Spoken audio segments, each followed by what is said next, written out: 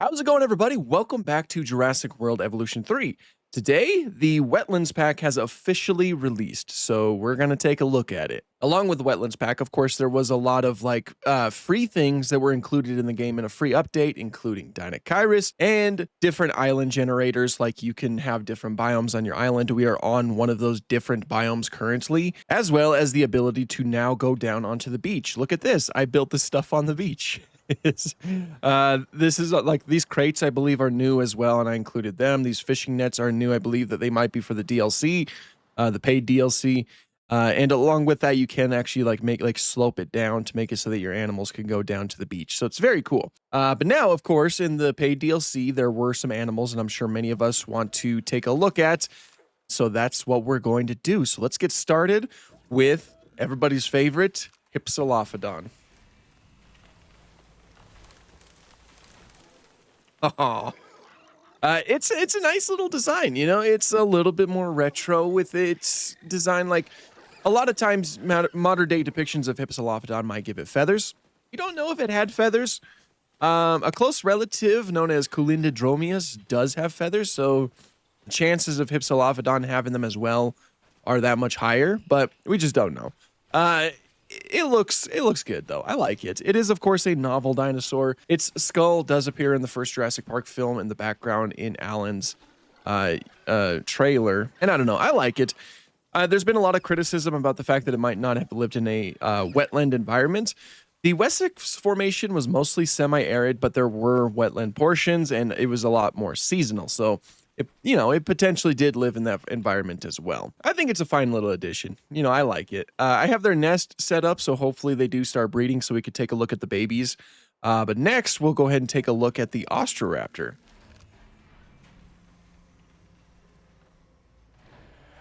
Ooh! Introducing one of the largest dromaeosaurids around, the Austroraptor. Not a dinosaur you want to meet in a dark alley, or Cretaceous Argentina, where it first evolved.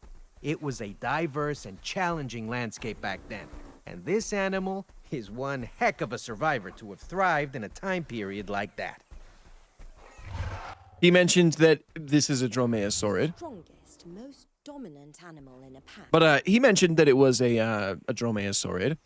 It might not have been a dromaeosaurid. This was a fairly recent development, so of course it's not on Frontier right here. They were likely developing this as this new paper came out, but there was like a recent paper that suggested that Austroraptor was not a dromaeosaurid and was rather a part of a brand new family known as Uniligidae, which is very difficult for me to say, but yeah, no.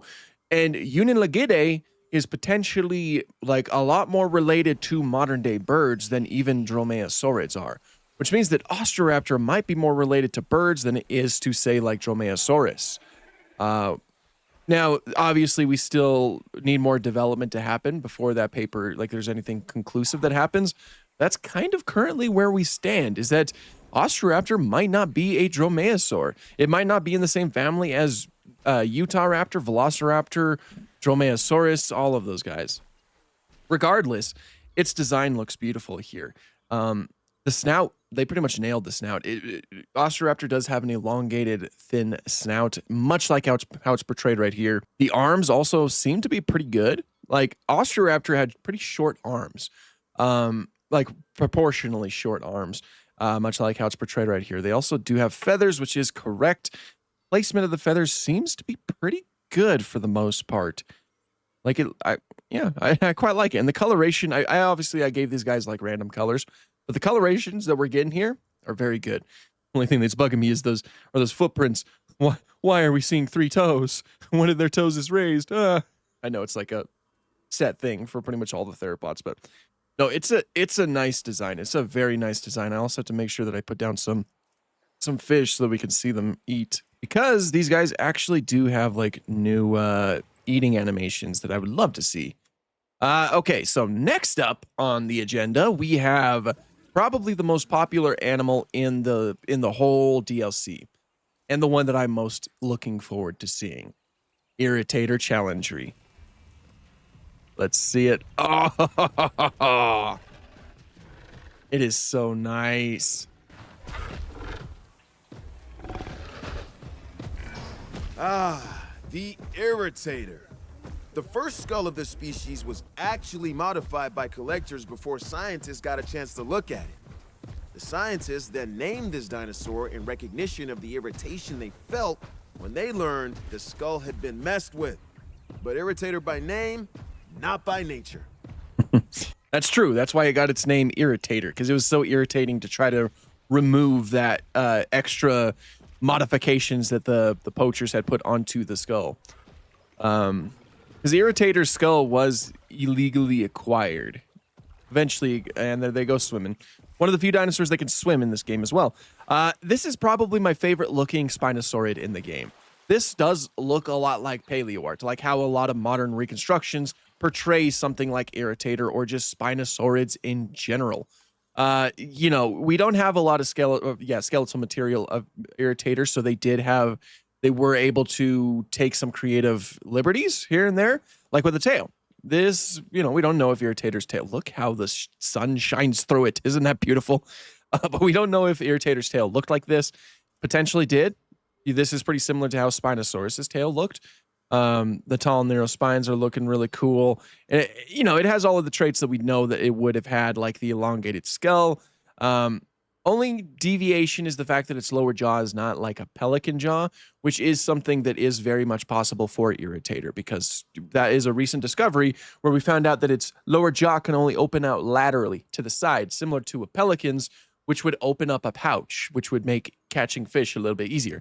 That's only a minor thing. It's not necessarily confirmed that they had that, but that's like the most likely scenario. Also, they gave it lips. This is the first Spinosaurid to have lips. Spinosaurids most likely had lips too, because it's likely that they weren't as submerged as, say, crocodilians were. They probably didn't spend most of their time in water, much like crocodilians. Instead, the most likely hunting style for Spinosaurids would be that of a heron. One of them, like, go under the water? I think so. But yeah, the most likely scenario is that they would go under or stick to shallow waters, much like a heron, and snatch fish out of the water. Where did the second one go? I thought it went under. Because it just vanished. Where'd it go? Did it get out of the water? Well, they're both here. Are they like... Oh, wait. Oh, you were just really hidden in that foliage, weren't you? Look at them just sitting there. I love it. Okay, and then the final creature that was added, and this one is free. It's not a part of the paid DLC. Everybody gets this one. Dinosaurus. It has returned, ladies and gentlemen. It is back, and it is just as beautiful as ever. Look at that. Yeah, I love the Dinosaurus design. Yeah, no, it was one of my favorite designs in the previous game, and I was very sad that it didn't make the cut over to this game. So I was very happy when they teased that it was going to be coming back, you know, completely free. And here it is, you know, it keeps the same design. It's got the hump that Dinosaurus had in life. It's got the elongated snout that Dinosaurus had in life. A little bit of a beak up here. Huge hands. Terrible hands, you might say. Dinosaurus translates to terrible hand. And a tail fan. It's very much possible that Dinosaurus had a tail fan because its final few tail vertebrae are fused together, which is something that usually helps support a tail fan, which is like one of the best pieces of evidence to help support the idea that Dinosaurus was feathered. I mean, Dinosaurus was likely feathered anyway because a lot of its close relatives are. The amount of feathers that it has is a matter of debate. It's likely that it wouldn't have this many feathers. Like they probably wouldn't be as feathered as they are portrayed right here, but feathers are still likely for the animal. Still, it is just such a beautiful design, and I'm so glad that it's back. Like, I'm seriously so happy about that. And it can swim too, which is something that I'm sure a lot of folks wanted. Look at that.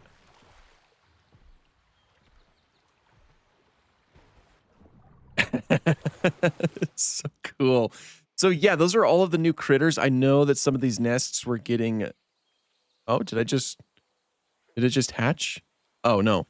Okay, so the Austroraptors have claimed their nest as well, and the Hypsilophodon have claimed their nest.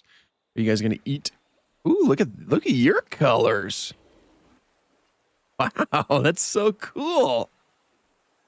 Oh, that's so sick. Okay, so the Hypsilophodon, these are going to be hatching in just under 3 minutes. I should make sure that you guys can actually, yes, Irritator can use that nest. Dinosaurus can use, yes, Dinosaurus can use that nest. Sweet.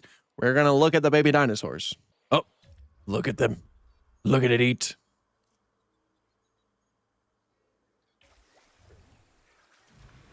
Oh, it lost it. Go get it. Did it get it? It got it. Yes. That's like the new animation that I was thinking of. I've been thinking about that animation a lot. I love that. I love stuff like that. Also, I love the fact that Austroraptor can eat fish. It was likely adapted for eating fish. It has the proper traits to do something like that. You know, if we just look at the basic anatomy of Irritator and all of its traits, that elongated thin snout, of course, it's very similar to like Spinosaurids or like herons, animals that eat fish quite frequently. Plus, the teeth are relatively straight and well, not necessarily straight, but they're more conical, more rounded, which is very similar to Spinosaurid teeth. And those type of teeth are perfect for grabbing onto slippery prey like fish. And and honestly, the reduced arms might be a hint at a possible fish-eating lifestyle as well, because that would imply that it would prioritize using its mouth instead of its arms. And if it's using its mouth, that seems to imply that it just dunks its mouth into the water.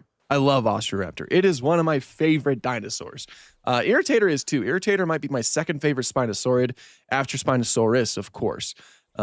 So as you could probably tell, I'm very happy with, whoops, I think I hit my mic. As you could probably tell, I'm very happy with this DLC. This DLC has added so many cool critters. Oh, it hasn't hatched yet. Okay, I thought that I heard. Oh, so, okay, Irritator, they have eggs too. Dinosaurus, it's your turn. The Hypsilophodon's almost here, though. You know what John Hammond says? I have been here for the birth of every creature on this island. Look how small it is. Yeah, no, I like it. You know, we don't have a lot of like small herbivorous dinosaurs like this. Of course, we have Psittacosaurus and we have Homalocephalae. A lot of people like to compare it to Dryosaurus, but Hypsilophodon is significantly smaller than Dryosaurus. Dryosaurus is a pretty big dinosaur. A lot of times you might be surprised with how big it is. The reason why people think that Dryosaurus is small is because it's often portrayed in Morrison formation art.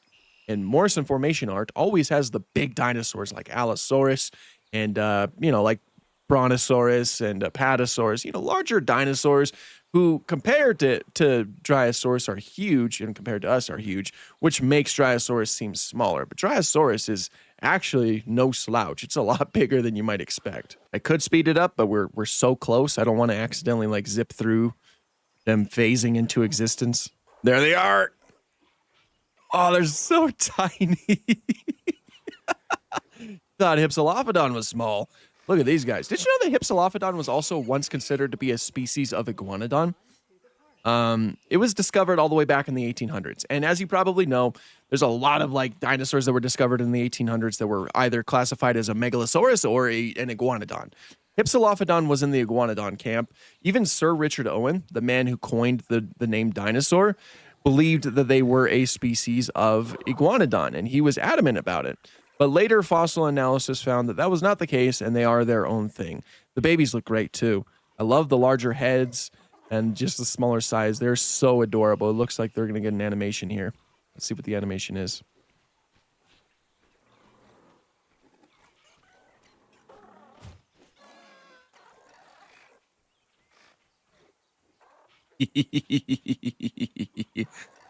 It's so cute. Okay.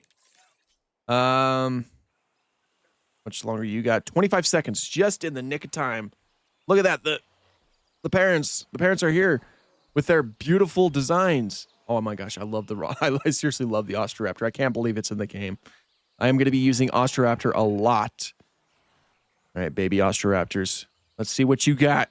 This is like the longest 25 seconds of my life. There it is. Oh, look at them. Look at them.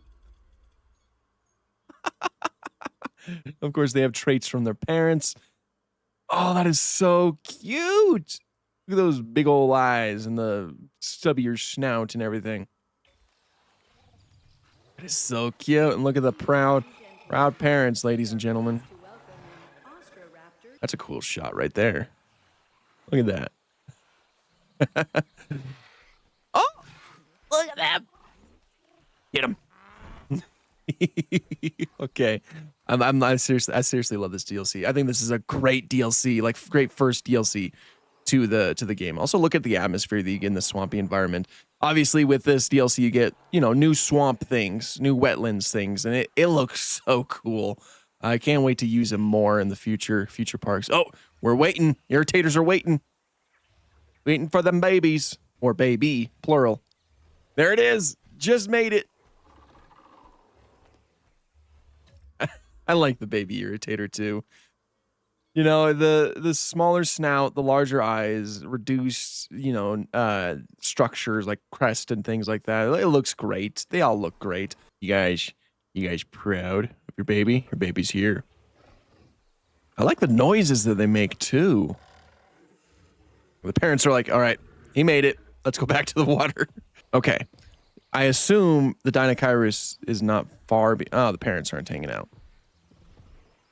41 seconds. So we're kind of close. This one I'm going to speed up a little bit, and I'm just going to keep an eye on it. All right, let's see the baby Dinosaurus. A baby of a creature that you are waiting, aren't you? How many do we got? One egg. We got one egg. There it is. So cute. Yeah, this is definitely one of the cutest babies. It's like a little, it looks like a little baby duckling, realistically. Like, look at that. Yeah, you look like a combination of both your parents, that's for sure. You got some orange and some like lighter tans going on here.